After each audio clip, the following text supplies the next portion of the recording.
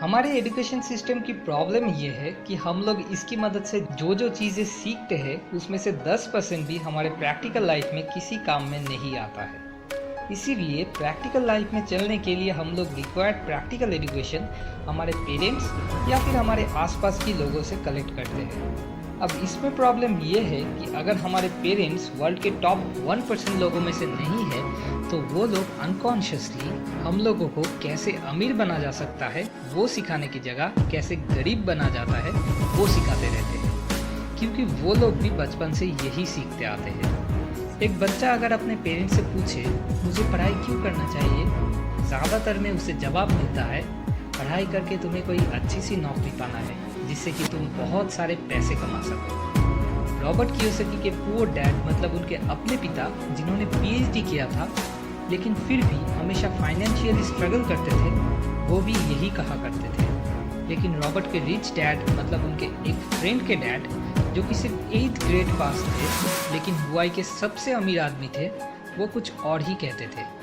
वो बोलते थे तुमको पढ़ाई करना है ताकि तुम बड़े होकर खुद की अपनी एक कंपनी खोल सको और बाकी लोगों को अच्छे जॉब ऑफर कर सको। पुअर डैड बोलते थे तुम्हें पैसे कमाने के लिए काम करना होगा, जहाँ पर रिच डैड बोलते थे तुमको ऐसा रास्ता ढूंढना है जिससे कि पैसा तुम्हारे लिए काम करे। हम गलती क्या करते हैं, क्योंकि हमारे आसपास कोई रिच डैड्स नहीं मिलते हैं इसीलिए हम लोग पुअर डैड से फाइनेंशियल एजुकेशन कलेक्ट करते हैं, जिस वजह से हम में से ज़्यादातर लोग पुअर डैड्स की तरह ही गरीबी में ज़िंदगी गुजार देते हैं। लेकिन अब इंटरनेट कनेक्शन इतना एडवांस होने की वजह से हमें रिच डैड्स को ढूंढने में कोई तकलीफ ही नहीं होना चाहिए। Robert Kiyosaki, Napoleon Hill, Sandeep Maheshwari ऐसे बहुत सारे रिच डैड्स हैं जिनसे अब हम अगर चाहें तो इंटरनेट के ज़रिए सीख सकते हैं। स्मार्ट आइडिया 1, सही आदमी से सही चीज़ सीखना। नौकरी मिलने के बाद ज़्यादातर लोग सबसे पहले क्या करते हैं, एक बाइक खरीदते हैं या कुछ ऐसी चीज़ खरीदते हैं जो खरीदने का बहुत दिनों से उनका डिज़ायर था। अब मैं 2 टर्म्स को डिफाइन करने वाला हूँ, एक है एसेट्स और दूसरा है लायबिलिटीज़।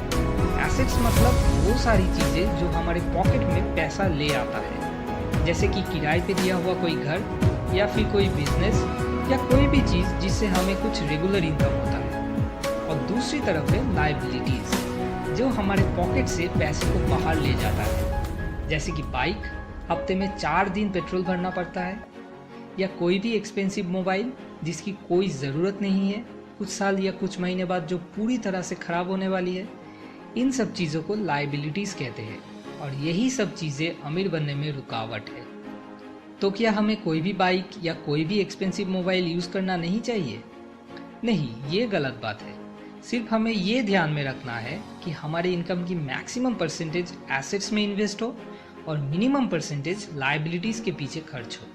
मतलब हमें इनकम की एक फिक्स्ड मैक्सिमम अमाउंट पहले ही साइड करके रखना होगा एसेट्स के पीछे इन्वेस्ट करने के लिए, फिर सब ज़रूरत की खर्च करने के बाद इनकम की मिनिमम परसेंटेज लायबिलिटीज़ के पीछे खर्च करना है।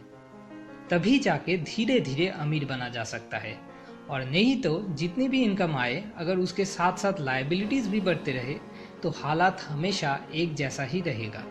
Smart idea 2, maximum assets minimum liabilities. Income करने की प्रोसेस नॉर्मली 2 तरह के होते हैं, एक एक्टिव और दूसरा पैसिव। एक्टिव इनकम मतलब आप जब तक काम करोगे सिर्फ उसी टाइम में ही आपका कुछ इनकम होगा। मतलब जैसे कि कोई दुकान, जब तक दुकान खुला रहेगा और आप दुकान में बैठ के चीज़ें बेचोगे तब तक ही आपका इनकम हो रहा